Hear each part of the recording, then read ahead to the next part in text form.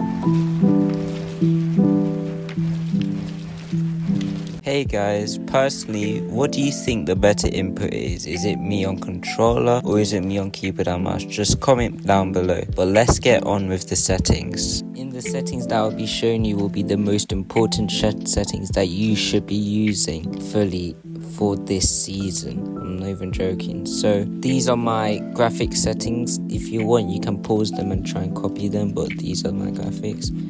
And then this is now my game settings. If we go down, these are not really that important in my opinion, but if we just go down, there's the confirm edit release. I have that as off because if you want to have better peaks, having this off makes your peaks 10 times better. If you have edit release on, if you're on controller, you can have the reset. However, this setting above the confirm edit release, the disable pre-edit option, I have that off. That means I can make plays during the endgame, re-edit people that without them even be able to see me and that. So these are my UI settings. I have my radical damage feedback as off. I have my damage numbers scale. That means I can see how much damage I dealt during the fight. And I have my HUD scale as 63 because I don't want my HUD that big, to be honest with you. And these are my settings. You can pause them if you want to. So now we're getting on with the keyboard and settings, and that come on is 3.7, which is like a mid to low sense, which is pretty good if you want to get into com. Also is 1600 DPI, which makes it at least 7.4 as a full sense. And let's go down, is 38.5, which is very slow. That means I can hit people and the ops really hard, and it's the same with the scope sensitivity because it doesn't really matter for me because they're basically the same thing. And if we go down to building and editing, I used this before, but in my personal opinion, it's not really that good. I used to have it on like 140, 130, but it increases the inconsistency of my aim and that. And if you go down the settings list, there is my double movement settings right there. It's 75, 90 and 135. I haven't really changed anything ever since I ever got double movement, and yeah. So now let's get on with the keyboard and mouse settings. So these are like the basic keyboard and mouse settings which you should 100% have. You just go down even more. My weapon slots are with V. With my first slot, that means I can pull out my shotgun as fast as I can, and my second slot is 2, 3 and 4. However, my Q button for 5, that means I can switch to my heals and that, because that's just a useless button. I don't really like using my wing button. But if we go down, my building for wall is mouse button, the front one, and floor for building is X, that means I can build faster. And it's a different finger for my mouse, and stair is my bottom mouse button, and my roof is pinky, which means that I use different thumbs and fingers to use my different keybinds and that. Editing is for E, and I use scroll wheel reset down and not up. And if you want to see my settings, I'm just going to scroll down and you guys can copy them if you want to. Now I'll give you my controller settings, which basically gives you aimbots. I'm not even joking, bro. If we just go down and down, this is my slide whole time. I don't know why it's there. I don't even know how to use these settings, half of them, because I just switch around, like, except for vibrations off. If we go down, I don't know what this quick weapon is, I'm gonna be honest. I've just seen it by gloomzy, but I've just copied it. But if we go down even more, these are the actual settings.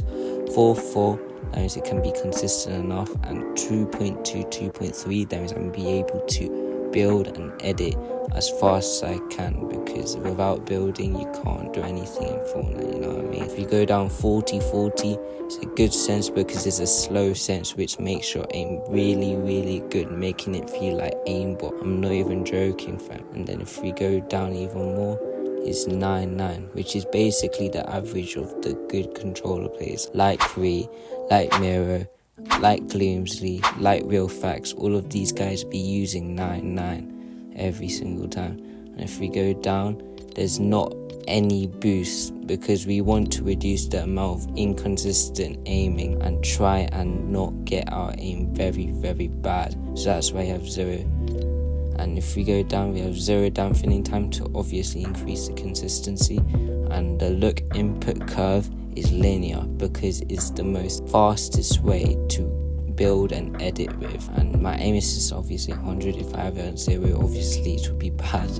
Like, there's no way. And if we go down, I have 8 and 9. I could possibly make it as 5-5, but at the same time, there's no point, because it's going to be too responsive. You don't want it too responsive. You want it to be somewhat not and somewhat is. We need an even point, you know what I mean? Now I'll be showing you the best controller keybinds right now. I'm not even joking, this is the most optimal one. So for jump, I have R3. That means you don't even need to go out of your right stick at all. And you just my crouch as my A button, which is normally for your jump for some people, as my reload is for B, and for my pickaxe it's my X button. If we go down even more, these are like the classic builder pro, like where you build RT as my wall, etc. and that.